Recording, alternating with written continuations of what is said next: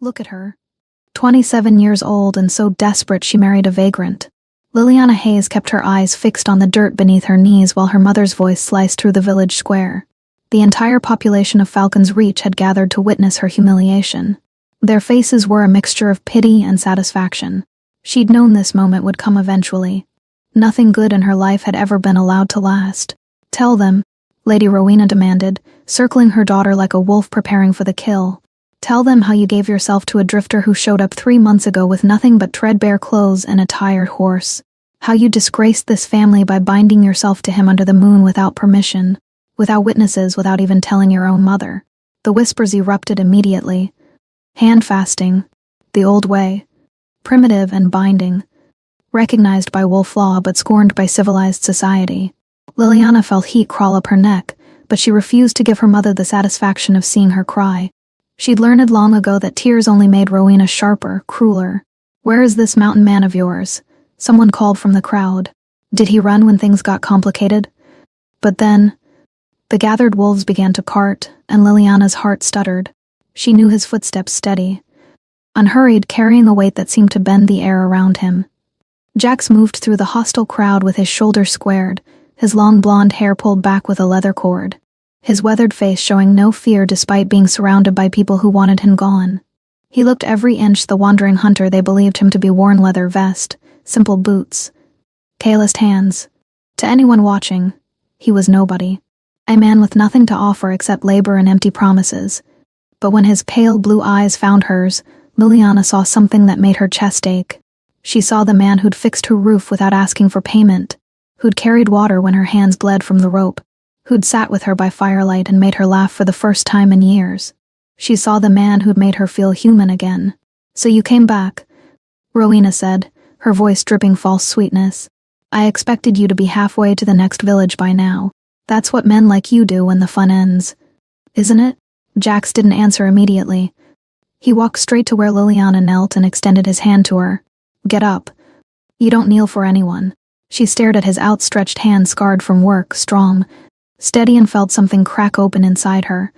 Slowly, she placed her hand in his and let him pull her to her feet. The crowd murmured, sensing this wasn't going according to plan. "I came to speak with you about your daughter," Jax said, turning to face Rowena. His voice carried an authority that seemed out of place coming from a man in borrowed clothes.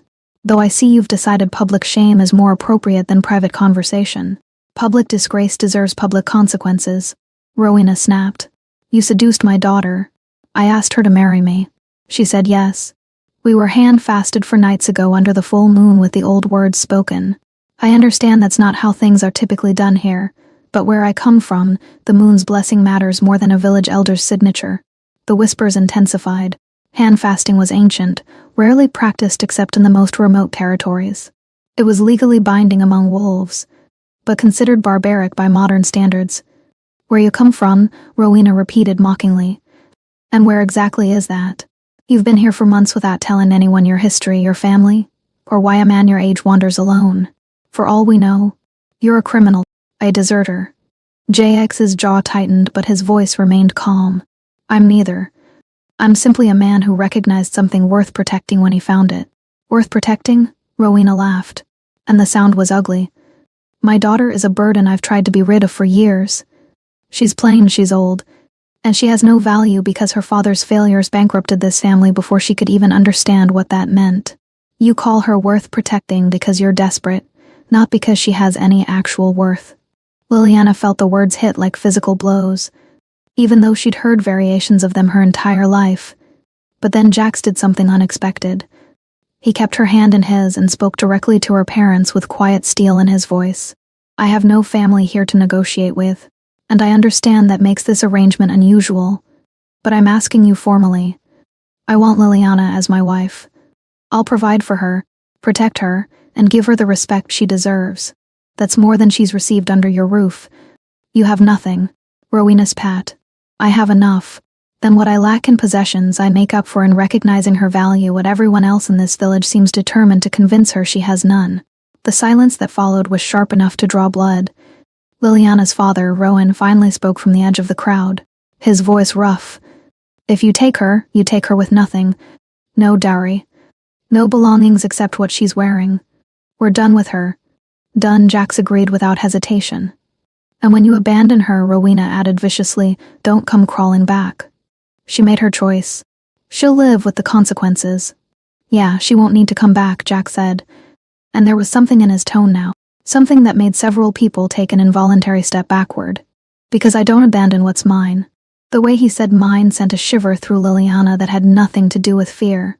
Some instinctive part of her, the part that was more wolf than woman, responded to that declaration with recognition. But she couldn't understand why this stranger felt more like home than the house where she'd been raised. Not yet. 3 months earlier. The throne room of Thunderguard was carved from mountain stone and illuminated by torches that had burned for 3 centuries. King Jackson Storm stood at the head of the Obsidian Council table, listening to the same argument he'd been hearing for a decade. Your Majesty, you're 42 years old, Lord Garrett said, his gray beard quivering with frustration. The bloodline must continue if something happened to you. Death comes for everyone eventually, Jackson interrupted, his voice carrying the kind of authority that made arguments die in people's throats. It can wait, but the kingdom cannot, Lady Marin interjected diplomatically. The lesser packs grow restless. They see a king without a Luna, without heirs, and they wonder if perhaps the old bloodline has run its course. Jackson's pale blue eyes, the color of winter ice, swept across the assembled counselors. They meant well. They genuinely believed marriage would stabilize the realm. What they didn't understand was that his wolf had never responded to any female they'd presented over the years. He wouldn't bind himself to someone his instincts rejected simply to produce heirs who'd inherit a throne built on compromise. I understand your concerns, Jackson said, his tone making it clear the discussion was over. But I won't marry for politics. When the time is right, I'll know. Until then, Thunderguard remains strong under my leadership alone. The council exchanged glances but didn't push further. They'd learned that once Jackson decided something, arguing was wasting breath. As the meeting concluded and counselors filed out, only one remained. Jackson's beta and closest friend, Kale. You felt something 3 days ago, Kale said quietly once they were alone. During the full moon ceremony. I saw it. Jackson's hands gripped the table edge. Kale knew him too well. I felt a pull, north and west, faint, like a thread stretched too thin to follow. But it was there. They may bond, maybe, or wishful thinking after decades alone. Jackson straight and as if he could physically shake off the sensation. It doesn't matter. I have more immediate concerns. The border situation. Exactly, Kale said. 3 villages reported strange movements. Wolves passing through without seeking permission. And now rumors say Alpha Darius is allowing human hunters onto his territory. That violates the Treaty of 5 Territories. Jackson's expression darkened. If he's made a pact with hunters, I need to see it myself.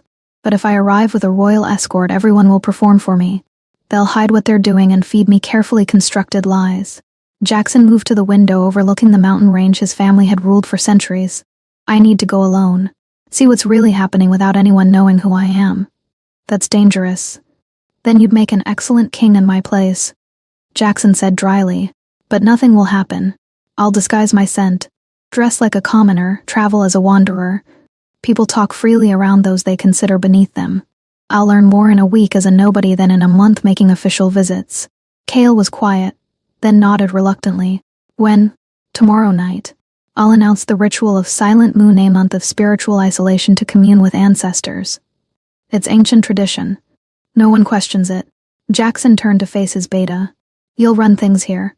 Send coded messages to the safe houses along northern routes.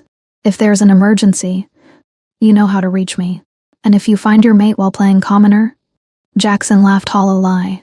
The odds are insignificant. That pull could have been from anywhere. It's probably nothing. But even as he said it, his wolf stirred restlessly, and Jackson knew he was lying to himself. The afternoon sun hung low when Jackson, now calling himself Jax, first saw her.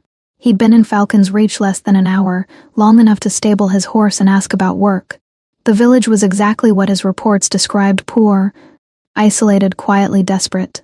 The kind of place where extra hands wouldn't be questioned.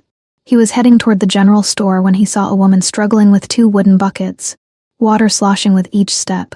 She had long brown hair braided practically, wore a dress mended so many times the original fabric barely showed, and her face was flushed from exertion. There was a determined set to her jaw that spoke of someone who'd learned to carry heavy burdens alone. Something inside him went absolutely still. His wolf, dormant for so long he'd almost forgotten what it felt like to have it fully awake, suddenly surged forward with an intensity that nearly staggered him. The iron collar around his neck, enchanted to block his alpha aura and royal scent, kept the outward signs hidden. But inside, every instinct screamed at him to go to her, to take those buckets from her hands, to position himself between her and whatever had put shadows in her brown eyes. He couldn't explain it. She was nobody, a village woman in worn clothes, struggling with basic chores. But his wolf didn't care about logic. His wolf saw her and recognized something fundamental that transcended sense. Mate, the word resonated through him like a bell struck, and Jackson realized the faint pull he'd felt during the full moon hadn't been imagination. It had been this. It had been her. He watched as she set the buckets down, shook out her arms, flexed her hands. Even from a distance, he could see red marks the rope handles left on her palms. She picked up the buckets again, took a breath, continued walking. Jackson followed. He caught up at the village edge where the road turned toward shabby cottages. Those look heavy. Can I help? She startled, nearly dropping the buckets, and turned with wide eyes. Up close, she was younger than he'd thought. Mid-20s, though weariness made her seem older. Her eyes were dark brown, flecked with gold, studying him with immediate suspicion. I don't need help. Thank you. I'm sure you're capable. Jackson replied easily. But capable doesn't mean you have to struggle when someone's offering. I'm new here. Just arrived. Figured I'd do a good deed before asking around for work. She hesitated, glancing at her reddened palms, then back at him. You're looking for work? Farm labor? Repairs? Anything honest? Name's Jax. Liliana, she said after a moment. Then, reluctantly, if you're going to be working around here, you might as well know where the Hayes house is. These are headed there. She let him take the buckets. Jackson was careful to show appropriate effort. A normal man carrying a heavy load. The truth was, he could carry 4 times this without breaking a sweat, but revealing that would raise questions he couldn't answer. They walked in silence. Jackson found himself acutely aware of her presence beside him. The way she moved, her breathing rhythm, the faint lavender and wood smoke scent clinging to her clothes. His wolf was howling inside, demanding he say something, do something, claim what was his. But Jackson had survived 42 years by being patient, by thinking ahead, by never showing his hand until certain of the outcome. So instead of following instinct, he simply walked beside her and waited. This is it, Liliana said as they approached a weathered cottage with a sagging roof. The yard was overgrown, chickens pecking listlessly at hard dirt.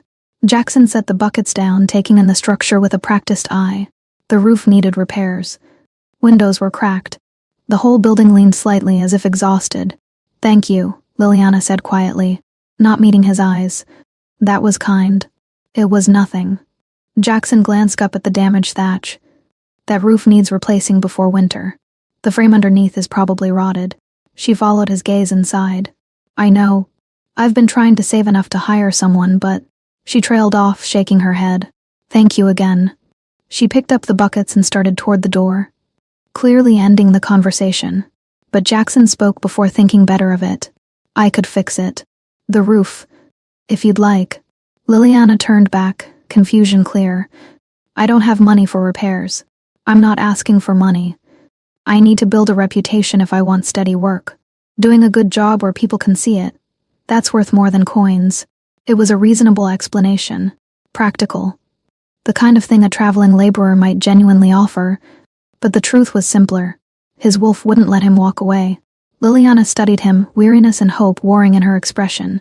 Why would you help me? Specifically? Because you're mine, his wolf snarled. Because I've waited my entire life to find you. But Jackson couldn't say that. So he shrugged and offered a truth that was close enough. You look like someone who's been carrying heavy things alone for too long. Figured maybe it's time someone helped. Something flickered in her eyes. Surprise. Maybe disbelief that anyone would notice. Before she could respond, a harsh voice called from inside. Liliana, where have you been? Those buckets were supposed to be here an hour ago. The warmth drained from Liliana's face, replaced by resigned exhaustion. I need to go. But thank you. For the offer. She hurried inside, the door closing with a soft thud that sounded like a prison cell locking. Jackson stood in the yard for a moment longer, listening to raised voices inside. A woman berating. A girl apologizing. Familiar sounds of someone being made small by people who should cherish her. His hands clenched at his sides. The iron collar suddenly felt suffocating, and his wolf raged against the magical suppression. Every instinct demanded he go inside. Show them what he truly was. Make them kneel before his mate and beg forgiveness for every cruelty they'd ever inflicted. But he couldn't. Not yet. The mission required secrecy, and revealing himself now would accomplish nothing except satisfying his anger. So instead, Jackson turned and walked back toward the village center. Already planning his next move. He'd fix that roof. He'd find reasons to be near her. And slowly, carefully, he'd earn her trust. Not as a king demanding loyalty, but as a man offering something she'd clearly never received. Genuine care without conditions attached. The days that followed fell into a pattern. Jackson arrived at the Hayes cottage each morning with borrowed tools and began repairs. Liliana watched him warily at first, as if waiting for him to demand payment or reveal ulterior motives, but he simply worked, replacing rotted thatch, reinforcing beams, fixing shutters that hadn't closed properly in years. She brought him water at midday. At first she'd set the cup down and leave quickly, but gradually she began to linger. They'd exchange a few words about the weather, the repairs, inconsequential things that somehow felt significant. Jackson learned that she was 27, that her family's clan had fallen into poverty when her father's merchant business collapsed, that she'd been caring for her younger siblings and managing the household since she was barely more than a child herself. He learned that she loved reading but rarely had time for it, that she found peace in the forest when she could escape there, that she had small kindness hidden inside her like seeds waiting for the right soil, and with each conversation his wolf settled deeper into certainty. This wasn't just attraction or even simple mate recognition. This was the other half of his soul, hidden in the last place anyone would think to look. After the roof was finished, he found other work around the village. He helped the blacksmith, repaired fences, chopped wood for elderly wolves who could no longer manage heavy labor. Falcon's Reach began to accept his presence, seeing him as a harmless drifter willing to work for food and shelter. And every evening, he found an excuse to walk past the Hayes cottage. Sometimes Liliana would be outside tending the small garden or hanging laundry. They'd talk for a few minutes, conversations growing gradually longer, her weariness slowly transforming into something that looked almost like friendship.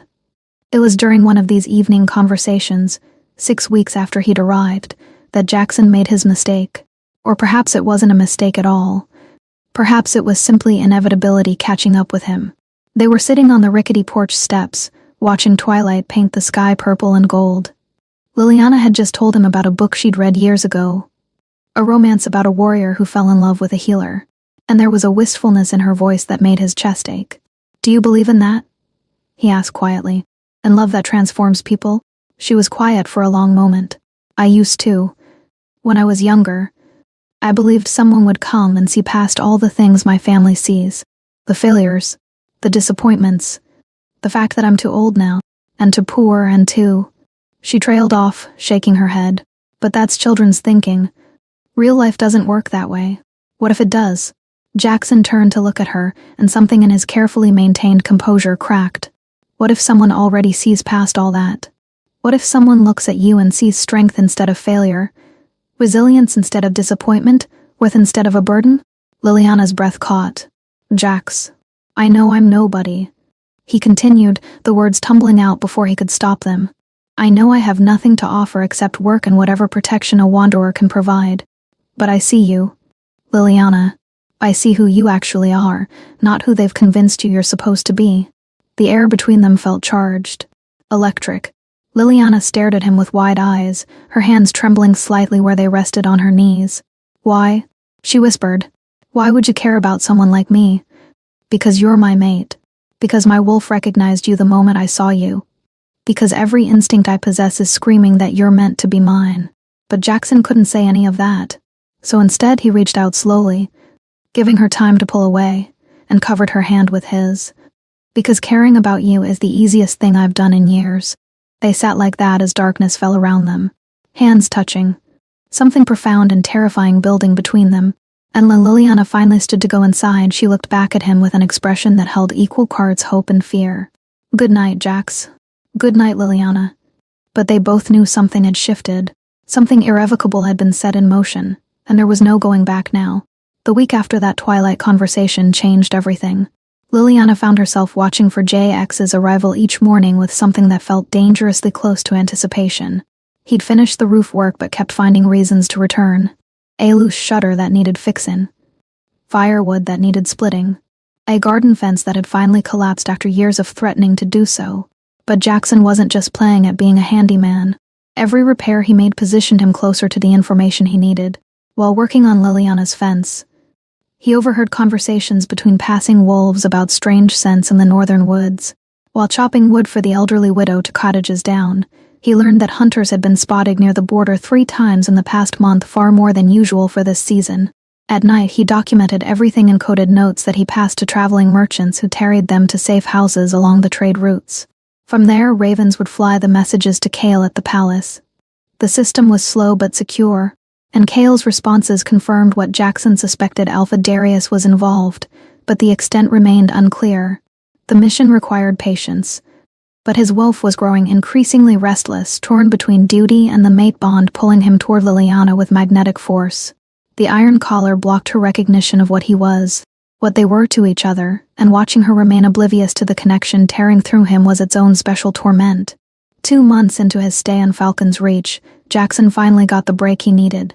He'd taken work with a trader heading north to deliver goods to the border villages, using the opportunity to scout the territories where rogues had been spotted. What he found confirmed his worst fears. Meeting sites where both wolf and human scents mingled.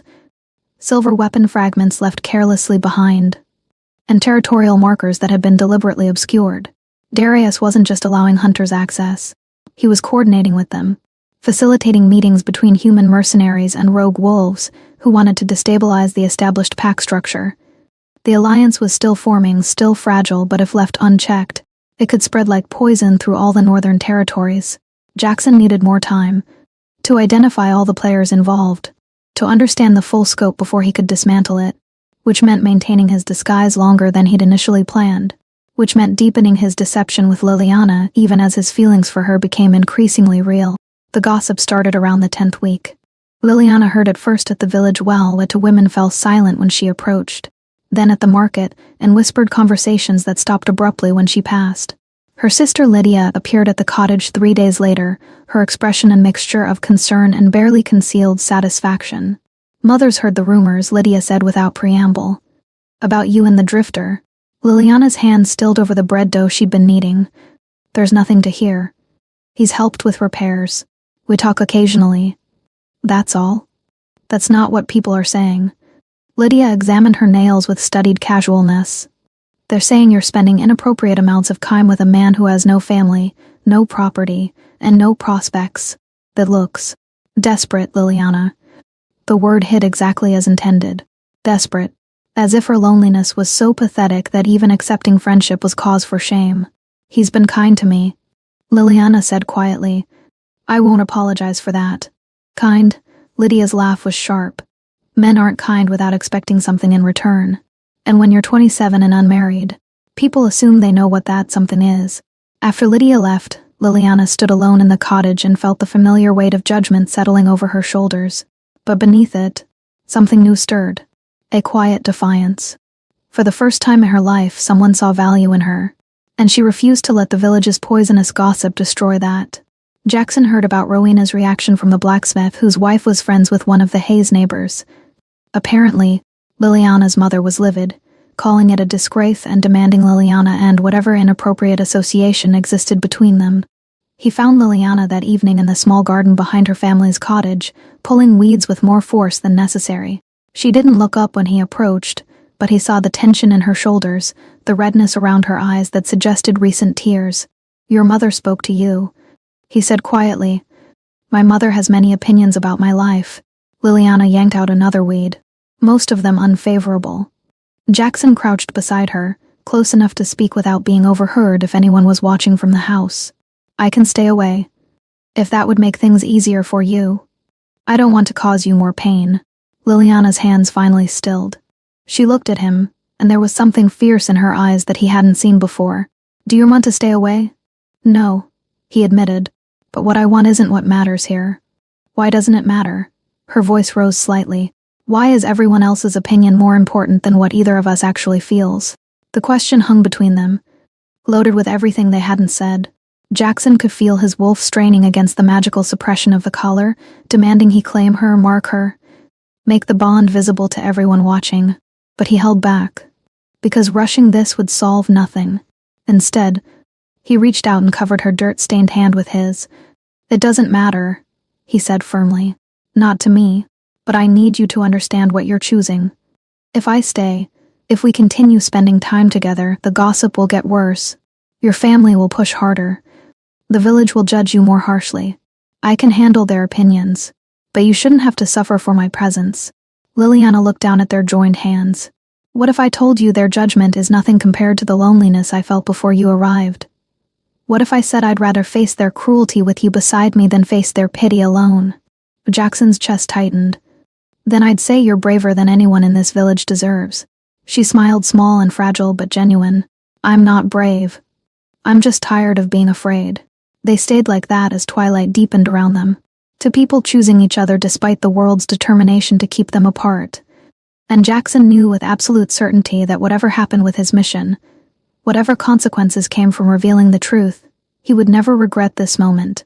The confrontation came during the 11th week, exactly as Jackson had anticipated it would. He just returned from another scouting trip to the northern boundaries when he heard shouting from the direction of Liliana's cottage. By the time he reached the scene, a crowd had already gathered in the yard. And here, we return to where our story began. Rowena stood in the center of the gathered villagers, her face flushed with theatrical outrage, while Liliana knelt in the dirt at her feet. The position was deliberately humiliating, the daughter prostrating herself before a mother's judgment, a public demonstration of shame designed to break whatever spirit Liliana had managed to salvage. "Look at her," Rowena announced to the crowd. 27 years old and so desperate she married a vagrant. The words hit Jackson like physical blows, but not because of the insult to him, because of what they revealed. Liliana had already told them, had already chosen him, despite knowing what that choice would cost. "Tell them," Rowena demanded, circling her daughter. "Tell them how you gave yourself to a drifter who showed up 3 months ago with nothing but threadbare clothes and a tired horse. How you disgraced this family by binding yourself to him under the moon without permission, without witnesses, without even telling your own mother. 3 months. The timeline aligned perfectly with his arrival, with every carefully constructed lie he'd built. And now those lies were about to either save her or destroy her, depending on what he did next." The crowd whispered about hand fasting, the ancient practice, primitive but binding. Jackson watched Liliana's shoulders tremble, watched her refuse to cry despite the cruelty being heaped upon her, and felt his wolf rage against the collar's magical restraint. "Where is this mountain man of yours?" Someone called. "Did he run when things got complicated?" That's when Jackson stepped forward, moving through the hostile crowd with deliberate calm. Every eye turned toward him, and he saw the calculation in Rowena's expression. She'd been counting on him fleeing, had built her entire spectacle around the assumption that he'd abandon Liliana when confronted with consequences. She didn't know she was baiting a king. "I'm right here," Jackson said, his voice carrying across the yard with natural authority.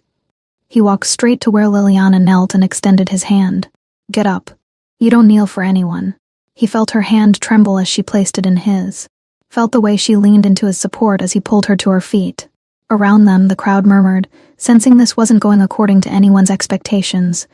"I came to speak with you about your daughter," Jackson said, turning to face Rowena. "Though I see you've decided public shame is more appropriate than private conversation." The confrontation unfolded exactly as it had before. Rowena's accusations, his calm responses, the moment when he formally asked for Liliana's hand despite having no family to negotiate with, no property to offer, nothing but his word and whatever protection a wandering worker could provide. "What exactly are you offering her?" Rowena demanded. "Respect," Jackson said. "Partnership. A life where she's valued instead of diminished." And when he turned to Liliana, when he saw the fear and hope warring in her expression, he knew he was making a choice that would complicate everything about his mission. But he made it anyway, because some things mattered more than strategy. "If you'll have me," he said quietly, "I'd be honored to be your husband." Her yes was soft but certain, and it changed everything. The hand-fasting ceremony 3 nights later was small and witnessed by few, but it was legal, binding, undeniable. When Jackson kissed his new wife under the full moon, when he felt her melt into him despite not being able to sense the mate bond the collar blocked from her awareness, he understood that he'd crossed a line he could never uncross. He'd married his mate while lying about everything he was. The weeks that followed were simultaneously the happiest and most guilt-ridden of his life. During the day, he continued his investigation, finally confirming that Alpha Darius was actively facilitating meetings between hunters and rogue wolves, planning something large-scale that would destabilize the northern territories. At night, he returned to their small cottage, to Liliana, to a marriage that felt more real than anything he'd experienced in his 42 years. She taught him things about himself he'd never known. That he could be gentle. That he could listen before commanding. That ruling through compassion might actually be more effective than ruling through fear. She made him want to be better. Not as a king, but as a man. And with every passing day, the deception grew heavier. 2 months into their marriage, everything came to a head. Alpha Darius sent urgent word through the coded channels. He was dying. He'd figured out who Jackson truly was, and he wanted to confess before death claimed him. Jackson had no choice but to go. "I'll be back in 4 days," he promised Liliana, hating the lie even as he spoke it. "I promise." But when he returned, from Darius's deathbed confession returned with confirmation that the conspiracy was real and dangerous, that he'd completed his mission and now had to return to Thunder Guard. He found Rowena in their cottage, poison ripping from every word. "Is it true?" Liliana asked, her voice breaking. "Have you been lying to me?" And Jackson, who'd built an entire life on careful strategy and calculated deception, chose truth. "Yes," he said. "I've been lying." He watched her face crumble. Watched the fragile trust she'd built shatter like glass. And before he could lose his nerve, before he could convince himself that maintaining the lie was somehow kinder, Jackson reached up and removed the iron collar. The transformation was instantaneous. His alpha aura exploded outward like a supernova, flooding the cottage with power that made every wolf present drop to their knees. The dominance wasn't just strong. It was absolute, undeniable, the kind of presence that could only come from one who ruled kingdoms. Rowena fell backward, her face draining of color. The sisters gasped. The village gossips who'd come to watch Liliana's humiliation prostrated themselves without conscious thought. And Liliana's eyes went wide as his true scent finally hit her. Cedar and winter, frost and ancient power. The scent that had been hidden from her for 3 months by magic and lies. The mate bond snapped into place with devastating force. No longer blocked by the collar's enchantment, her wolf surged forward with recognition so strong it nearly dropped her to her knees. This wasn't just attraction or even love. This was destiny, claiming her so completely she couldn't breathe through the intensity of it. "My name is King Jackson Storm," he said into the shocked silence. "I am the Alpha King of Thunder Guard. I came here 3 months ago in disguise to investigate reports of rogues and hunters conspiring against the Northern Territories." He looked directly at Liliana, whose hand had come up to her chest as if she could physically feel the bond settling into every cell of her body. "I found evidence of that conspiracy, but I also found something I'd stopped believing existed." His voice softened. "I found my true mate. My destined Luna, and I married her before revealing the truth because I wanted her to choose me, as a man, not as a king." The silence was absolute. Then Rowena found her voice, strangled and disbelieving. "You're the king?" "Yes." Jackson's eyes never left Liliana's face. "And your daughter, the one you called worthless, the one you treated as a burden, is the Luna Queen of Thunder Guard. She always was. You were just too blind to see it." Tears spilled down Liliana's cheeks. "I can feel it now," she whispered. "The bond, it's like I've been searching for you my whole life without knowing why." The collar blocked it, Jackson explained gently, taking a step toward her. "Kept you from recognizing what I felt from the first moment I saw you. I'm sorry I hid it. I'm sorry I lied. But I'm not sorry I married you before revealing the truth. Because I needed you to know my feelings had nothing to do with duty or politics. I chose you because you're mine. And I'm yours. And that was always going to be true, regardless of crowns or kingdoms." Liliana let out a shaky breath, her hands fisting in her simple dress as if anchoring herself against the overwhelming surge of recognition, desire, and belonging flooding through her. Around them, the cottage remained frozen, Rowena pale and speechless, the sisters stunned, the gossips still on their knees. The entire world had turned upside down in the span of seconds. And then, cutting through the charged silence, a sound split the air. A howl from the northern boundary. Then another. And another. Jackson's head snapped up. His alpha instincts recognized the pattern immediately. That wasn't a territorial dispute. That wasn't a hunt gone wrong. That was a warning call. An attack. The rogues he'd been tracking. The conspiracy he'd uncovered. It was happening now. "Everyone get inside," Jackson commanded, his voice carrying the absolute authority of a king. "Bar your doors. Don't come out until I give the all clear." He turned to Liliana, cupping her face in his hands. "I need you to trust me. Can you do that?" She was still reeling from the revelations, from the mate bond overwhelming her senses, from discovering her vagrant husband was actually a king. But she looked into his eyes and saw the same man who'd carried her water buckets, who'd fixed her roof, who'd chosen her when everyone else dismissed her. "Yes," she whispered. "Good." He pressed a hard, quick kiss to her forehead. "Stay inside. No matter what you hear, I'll come back for you." Then he was moving, striding out of the cottage with the fluid grace of someone who'd spent decades leading warriors into battle. And as Liliana watched him go, watched her husband transform from the gentle man she'd married into the powerful king he'd always been, she realized something profound. She'd chosen him, and now he was about to show the entire world exactly what that choice meant.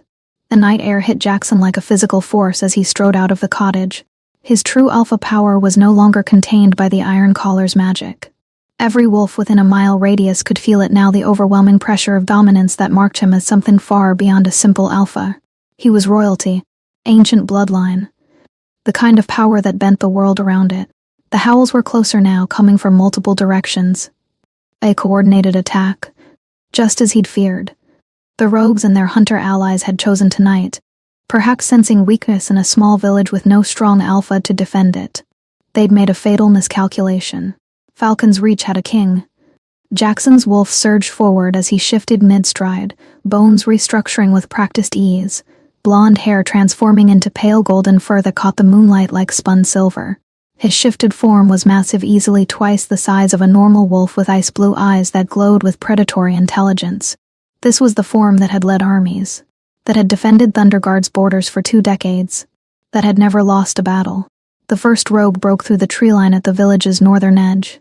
Base-card male with wild eyes and the scent of blood already on his fur. Behind him came 3 more, then 5, then a dozen. Too many for coincidence, too organized for random violence. This was the attack Darius had warned about, the conspiracy finally showing its teeth, but they froze when they saw Jackson. Every predator instinct they possessed screamed at them to submit or flee. The alpha standing between them and their targets wasn't just stronger, he was apex. The kind of power that rewrote the hierarchy through sheer presence. One of the rogues whimpered and immediately dropped into a submissive crouch. Jackson didn't give them the chance to retreat. These wolves had come to slaughter innocents, to kill families in their homes, to prove that the old pack structures to be broken through fear and violence. They'd chosen this path. Now they'd face the consequences. He moved like liquid shadow, covering the distance between them in heartbeats. His jaws closed around the throat of the lead rogue before the wolf could even think to dodge, and the crack of vertebrae echoed across the village square. The others scattered, but Jackson was already moving, herding them away from the cottages, away from the innocents cowering inside. 2 more rogues fell in quick succession, their hubris no match for centuries of battle experience. The remaining wolves finally understood what they'd stumbled into and began to retreat. But from the western edge of the village came new sounds. Human shouts, the metallic ring of weapons being drawn. The hunters. Jackson shifted back to human form in the space between one breath and the next, standing naked in the moonlight with blood on his hands and absolute fury in his eyes. A dozen men emerged from the forest carrying crossbows loaded with silver-tipped bolts, blades that gleamed with the telltale sheen of blessed metal designed specifically to kill wolves. "Well," their leader said, a scarred man with calculating eyes. Darius said there might be complications. Didn't mention the complications would include royalty. "Alpha Darius is dead," Jackson said, his voice carrying effortlessly across the distance. And his confession before dying implicated every single person involved in this conspiracy, including you, Marcus Holloway, former captain of the Borderlands Guard, dishonorably discharged for selling weapons to rogues. Holloway's expression flickered. Surprise, then grudging respect. "You're better informed than expected. But you're also alone. Outnumbered. and standing between us and a village full of wolves who won't know what killed them until it's too late. So here's my offer. Walk away. You've got your mate secured. You've completed whatever investigation brought you here. Leave, then we'll forget this happened. Counter-proposed, Jackson said. You surrender now. And I'll ensure your deaths are quick, rather than letting the families of everyone you've killed decide your fates. Holloway laughed and raised his crossbow. I was hoping you'd be difficult. The bolt flew true, aimed directly at Jackson's heart, but he was already moving faster than human reflexes should allow, the bolt passing through empty air where he'd been standing a fraction of a second before. His hand closed around a fallen branch, and when his alpha power poured into it, the wood hardened into something closer to steel. What followed wasn't a battle. It was a demonstration. Jackson moved through the hunters like a force of nature, disarming them with brutal efficiency, breaking bones with calculated precision. These were trained fighters, men who'd killed wolves before and expected to kill more tonight. But they'd never faced someone who'd spent 42 years learning every way a fight could unfold, who could read body language like written text, who moved with the confidence of someone who'd never doubted the outcome. Within minutes, half the hunters were on the ground groaning, their weapons scattered. The other half had the sense to drop their weapons and raise their hands. Holloway himself was on his knees with Jackson's makeshift weapon pressed against his throat. The conspiracy ends tonight, Jackson said quietly.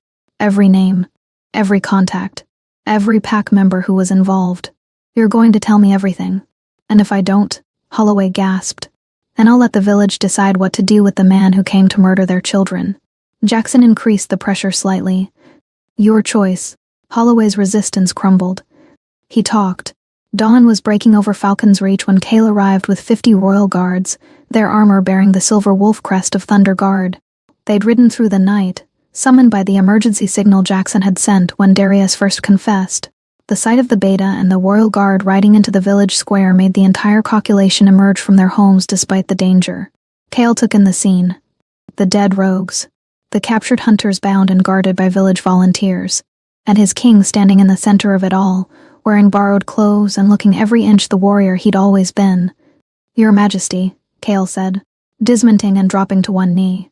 Behind him, 50 guards followed suit, the synchronized movement so perfectly executed it looked like a choreographed dance. The village went silent. If there had been any doubt about Jackson's identity, any whisper that perhaps the vagrant had been lying about being king, it died in that moment. The royal guard didn't kneel for anyone except their sovereign. Jackson clasped Cale's shoulder, pulling him to his feet. You made good time. We rode hard once we received your signal. Cale's eyes scanned his king, checking for injuries, then swept across the village.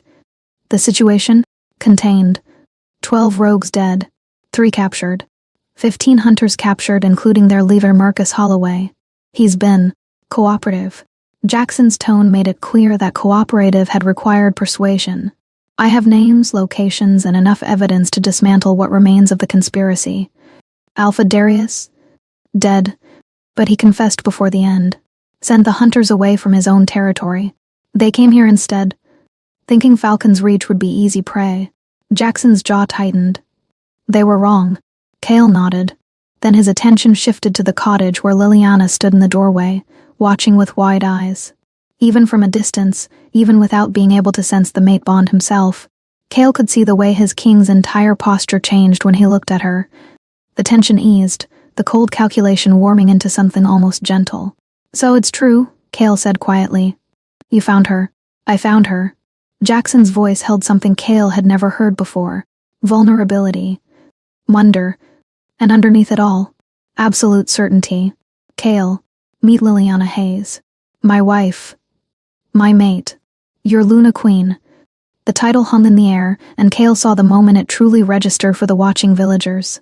Not just the king's wife, the Luna Queen, the highest-ranking female wolf in all of Thunder Guard, chosen by destiny itself. Bound to the king by magic and fate.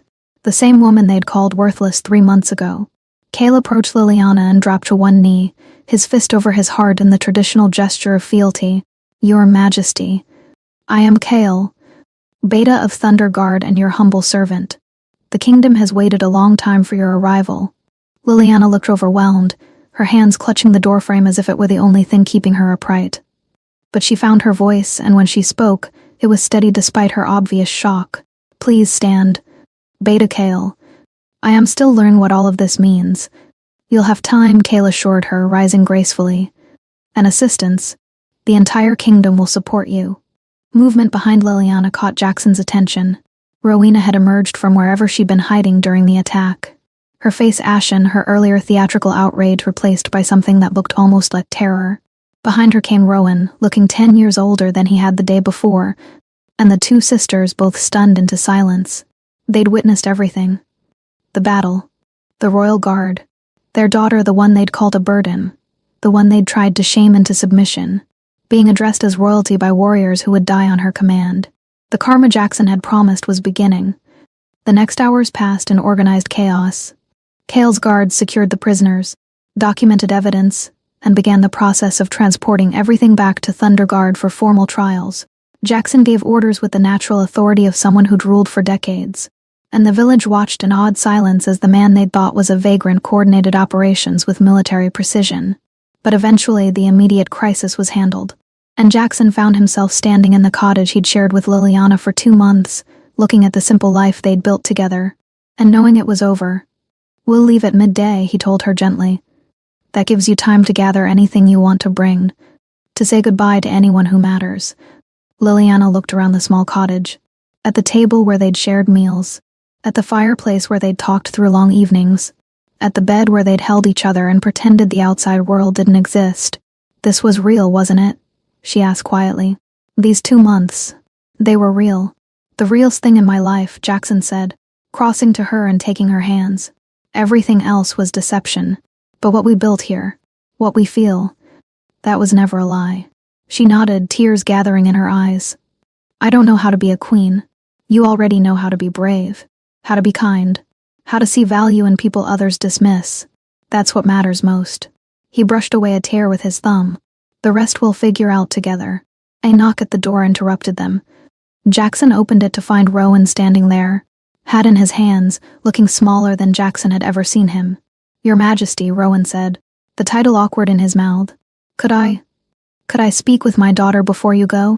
Jackson looked at Liliana, letting her decide. She hesitated, then nodded. He stepped outside, giving them privacy, and found Kale waiting with an expression that suggested he had news. "The village elders want to offer a formal apology," Kale said quietly, "for the treatment of the Luna Queen. They're terrified you'll take offense and withdraw protection from Falcon's Reach." "Let them be terrified for a while," Jackson said without sympathy. "They earned it. But Falcon's Reach will remain under royal protection for Liliana's sake, not theirs." Inside the cottage, Liliana faced her father for the first time since learning the truth. Rowan looked at her, and she saw something she'd never seen before in his eyes. Regret. "I failed you," he said simply. "Your mother. She controlled so much, and I let her. I told myself it was easier to keep the peace. But the truth is, I was a coward. I let her destroy your confidence. Let her drive away any chance you had at happiness. And when you finally found someone who saw your worth, I stood by while she tried to take that away too." Liliana felt tears spilling down her cheeks. "Why are you telling me this now? Because I'm royalty? Because suddenly I have value?" "No," Rowan's voice cracked. "Because I finally see what I should have seen all along. You've always had value. I was just too weak to protect it." He reached into his pocket and pulled out a small leather pouch. "This was your grandmother's. She left it to you when she died, but your mother hid it away. It's not much, some coins, a few pieces of jewelry, but it's yours. I should have given it to you years ago." Liliana took the pouch with trembling hands. "What about Mother Lydia? Rosalie? Do they feel this regret too?" Rowan's silence was answer enough. "Some people learn from their mistakes. Others simply learn to fear the consequences." "I don't expect forgiveness," Rowan said quietly. "I don't deserve it. But I wanted you to know. I'm proud of you, for choosing happiness despite us, for having the courage we never gave you credit for. You're going to be an extraordinary queen." He left before she could respond, and Liliana stood alone in the cottage holding her grandmother's legacy, crying for the family she'd never had, and the father who'd finally found his voice too late to matter. By midday, the entire village had gathered to watch the Luna Queen's departure. 6 royal carriages had arrived, along with another contingent of guards and several ladies-in-waiting sent by Kale to attend to Liliana's needs. The contrast between the shabby village and the obvious wealth of the royal procession couldn't have been starker. Rowena stood at the edge of the crowd, her face a mask of complicated emotions. She'd lost the power to hurt Liliana, lost the ability to define her daughter's worth, lost everything that had made her feel superior, and she'd lost it all not through revenge or punishment, but through the simple fact that Liliana had found someone who saw her true value. Lydia and Rosalie stood with their husbands, both women pale and quiet. They'd spent years mocking their elder sister, had laughed at her desperation, had celebrated their own marriages as proof of their superiority. Now they watched that same sister being addressed as Your Majesty by warriors and nobles, watched her about to enter a life of wealth and power they couldn't even imagine. The karma was silent but devastating. No one punished them. No one even acknowledged them. They simply had to stand there and watch the sister they'd treated as worthless become something they never could be. Liliana emerged from the cottage wearing a traveling dress provided by the royal household. Simple but well-made, the kind of quality she'd never worn in her life. Her hair was braided in a style befitting nobility, and a small circlet of silver rested on her head, marking her status as Luna Queen even before the formal coronation. She looked terrified, and brave, and beautiful. Jackson waited beside the lead carriage, having changed into cropper clothing, dark leather and fine wool, the silver wolf crest of Thunder Guard embroidered over his heart. He looked every inch the king now, all traces of the wandering laborer carefully erased. But when Liliana approached, his expression softened into something private and tender. "Ready?" he asked quietly. She glanced back at Falcon's Reach, at the cottage that had been a prison and then, briefly, a home, at the family that had never valued her, at the village that had never seen her. "Yes," she said. "I'm ready." Jackson helped her into the carriage, his hand lingering on hers a moment longer than necessary. Then he mounted his horse, a magnificent gray stallion that had been brought from Thunder Guard, and gave the signal to depart. As the procession began to move, Liliana looked out the carriage window one last time. She saw her father standing apart from the others, his hat still in his hands, regret written in every line of his weathered face. She saw her mother, stiff and pale, unable to meet her eyes. She saw her sisters whispering to each other, their earlier smugness replaced by something that looked almost like envy. And she saw the village elders, all of them bowing deeply as the carriage passed, showing the respect they'd never shown when she was simply Liliana Hayes, the eldest daughter no one wanted. The karma was complete. They hadn't been punished. They hadn't been destroyed. They simply had to live with the weight of knowing they'd thrown away something precious. And by the time they realized its value, it was already gone.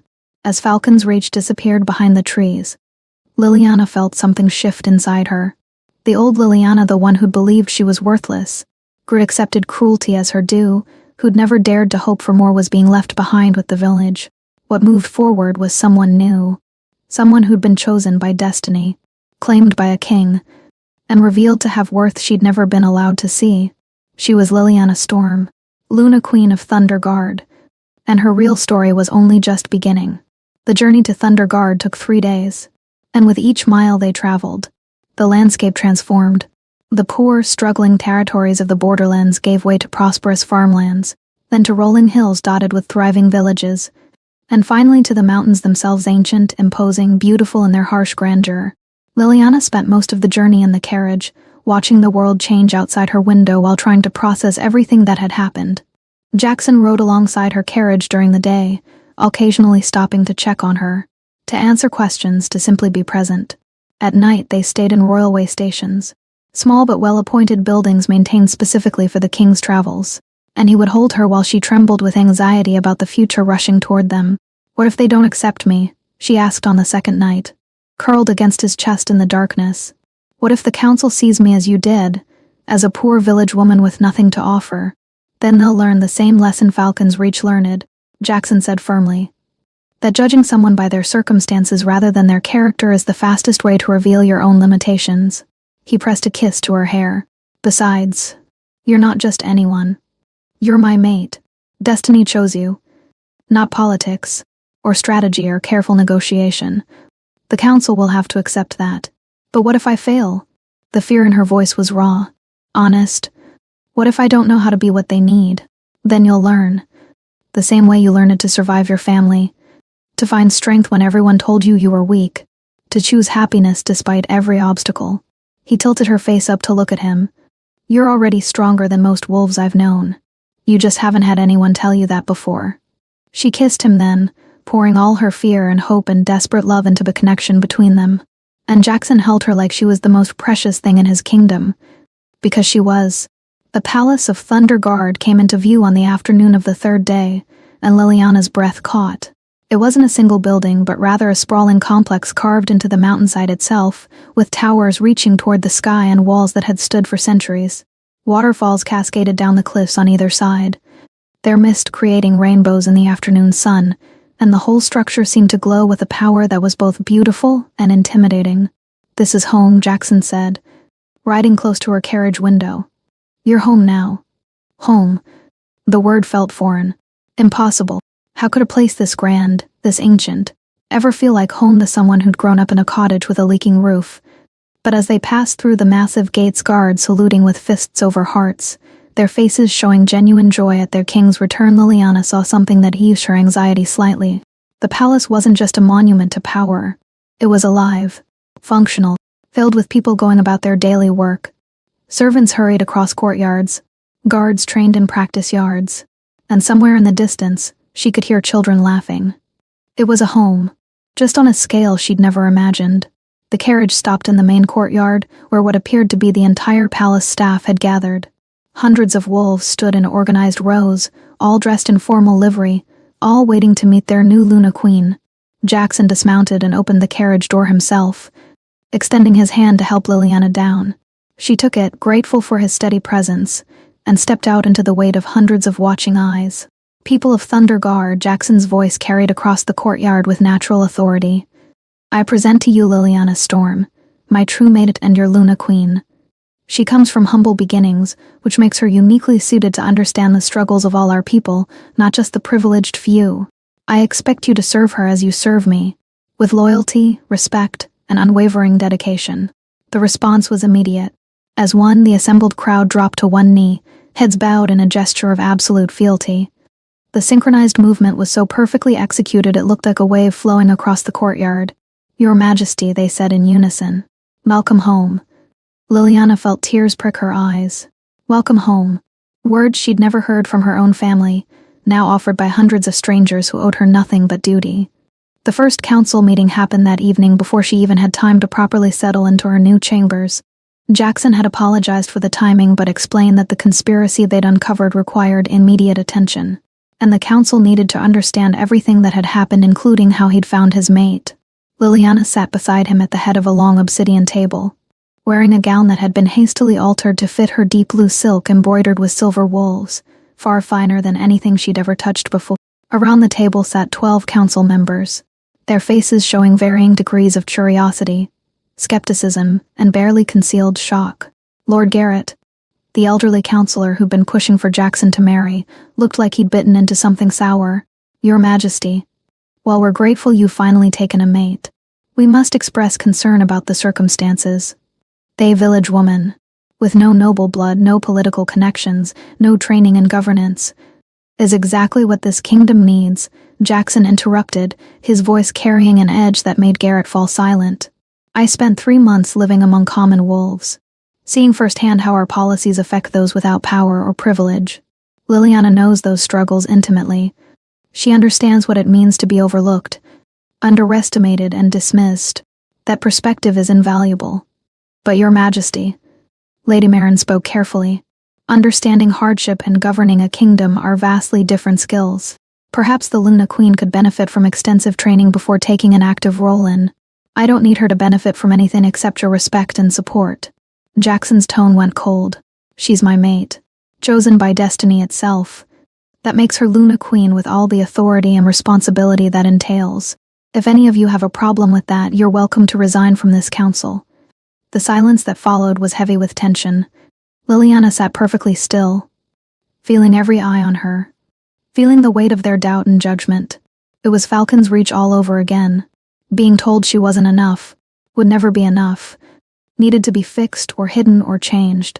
But then she thought about Jackson's hand pulling her to her feet in the village square, about his voice telling her she didn't kneel for anyone, about 2 months of being valued, respected, seen, and she found her voice. "You're right to be concerned," Liliana said quietly, but clearly enough that everyone heard. I don't have noble blood. I don't have political connections. I wasn't raised to govern. She met each council member's eyes in turn. But I was raised to survive cruelty, to find kindness in harsh places, to see the worth in people others dismissed. And I learned that power without compassion is just tyranny wearing a crown. She took a breath, feeling Jackson's hand close over hers under the table in silent support.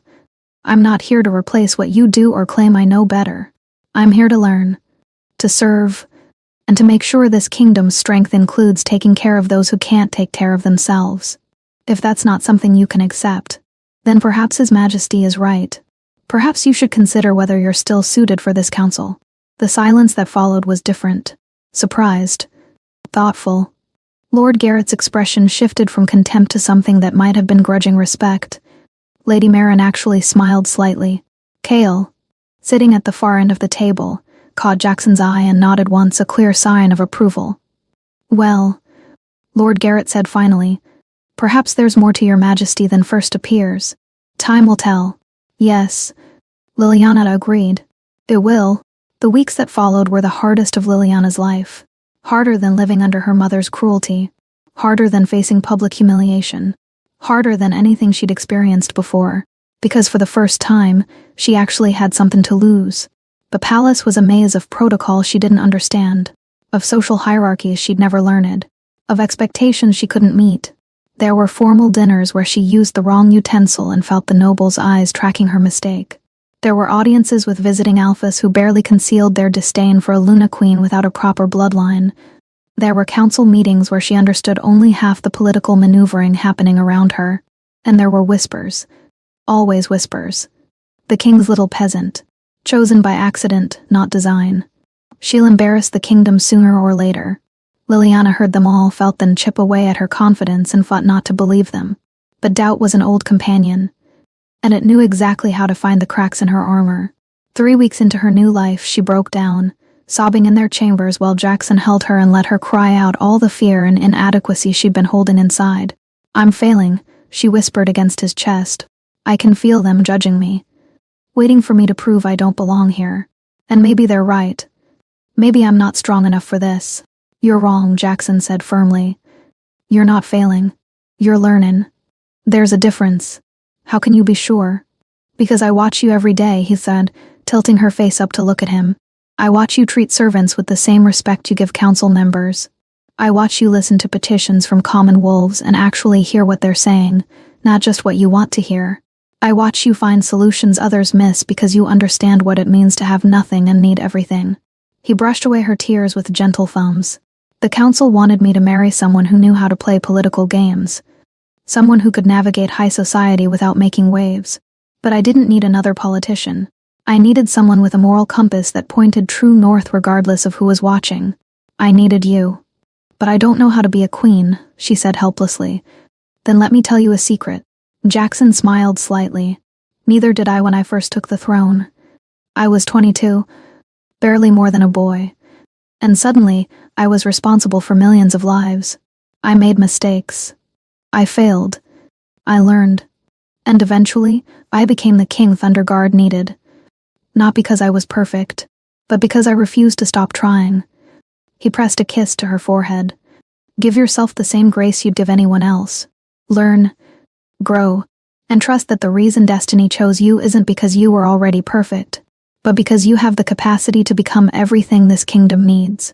The turning point came 6 weeks after Liliana's arrival, during a formal audience with representatives from the smaller border packs. One of them, an older female named Elena from a pack that had been devastated by rogue attacks, was explaining the struggles her people faced when Lord Garrett interrupted with the standard response. Resources would be allocated according to established protocols. Investigations would be conducted. The council would review options. It was diplomatic, proper, and completely inadequate. Liliana watched Elena's face fall, watched hope die in the woman's eyes, and felt something snap inside her. She stood, ignoring the startled looks from the council, and walked down from the dais to stand directly in front of Owainer. Tell me what you actually need, Liliana said quietly. Not what sounds good in an official report, but would actually help your people right now. Elena stared at her, clearly shocked that the Luna Queen was addressing her directly. Your Majesty, we need healers.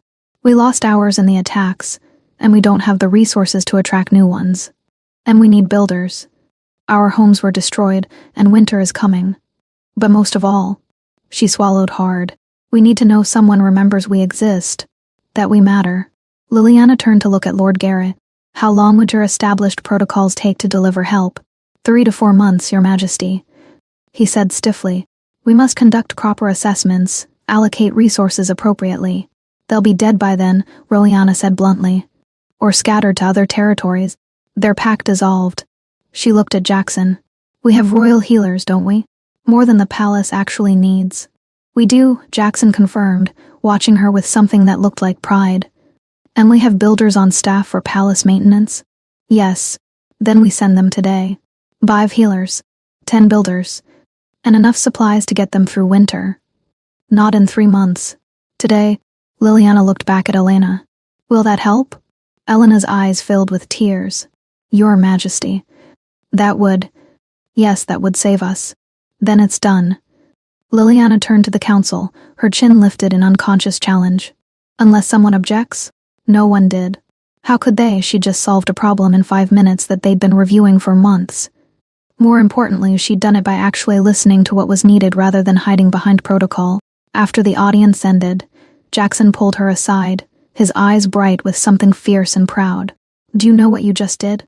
"Probably violated a dozen protocols," Liliana said nervously. "You laid," Jackson said firmly. "You saw a problem, understood it, and implemented a solution. That's what a Luna Queen does. That's what a leader does. The council just watched you embody exactly what I've been trying to teach them for years, that sometimes the most efficient solution is the compassionate one." He cupped her face in his hands. "You're not failing, Liliana. You're transforming this kingdom, one decision at a time." Word of the Luna Queen's intervention spread quickly through the palace, then through the kingdom. Other petitioners began requesting audiences specifically with her, knowing she would listen with empathy rather than just political calculation. She started implementing small changes. Thumma for widowed wolves, educational programs for orphans, support systems for struggling packs. The council stopped questioning her presence and started asking her opinion. The nobles stopped whispering about her common origins and started seeking her favor. And slowly, gradually, the kingdom began to see what Jackson had seen from the beginning, that Liliana's greatest strength wasn't despite her humble background. It was because of it. 3 months after her arrival, during the formal coronation ceremony that had been delayed while she learned and adapted, Liliana stood before the assembled kingdom wearing a crown of silver and sapphires. Jackson placed it on her head himself, his voice carrying across the great hall. "I present to you Liliana Storn, Luna Queen of Thunder Guard, chosen by destiny, tested by hardship, and proven through compassion. She will lead beside me, not because tradition demands it, but because this kingdom deserves a Luna who understands what it means to suffer and to endure." The applause was thunderous, and in the front rows Liliana saw the faces of wolves she'd helped over the past months. Elena from the border pack, now healthy and smiling. The widow whose children she'd enrolled in school. The elderly wolves whose medical care she'd personally ensured. They weren't clapping out of duty. They were clapping because she'd earned their respect. That evening, alone in their chambers, Jackson pulled her close and pressed his forehead against hers. "How does it feel?" "Like I'm finally home," Liliana whispered. "Really? Home? Not because of the crown or the title, but because I finally found a place where I belong." "You've always belonged," Jackson said softly. "The world just needed time to catch up to what I saw from the beginning." He kissed her gently. "My Luna. My mate. My queen." And Liliana, who had spent 27 years believing she was worthless, who had been humiliated and dismissed and told she would never be enough, finally understood the truth. She had always been enough. The problem had never been her lack of worth. It had been everyone else's inability to see it. But destiny had seen. Jackson had seen, and now an entire kingdom saw what had been there all along. A woman with the strength to endure, the wisdom to learn, and the compassion to lead. The wolf they'd called worthless had become the queen they needed. And in the end, that was the greatest justice of all. You have just listened to the satisfying story of the Storm King and his flower from the Moonlight Maid's library. Jackson and Liliana proved that true worth isn't defined by status, but by the kindness we show when we think no one is watching. If you cheered when Jackson removed his collar and revealed his true identity to save his queen, please hit that like button. Do you think Liliana's family deserved a harsher punishment? Or is living with their regret enough? Let us know in the comments below. Don't forget to subscribe and ring the bell for more hidden identity romances. Until the next chapter, sweet dreams.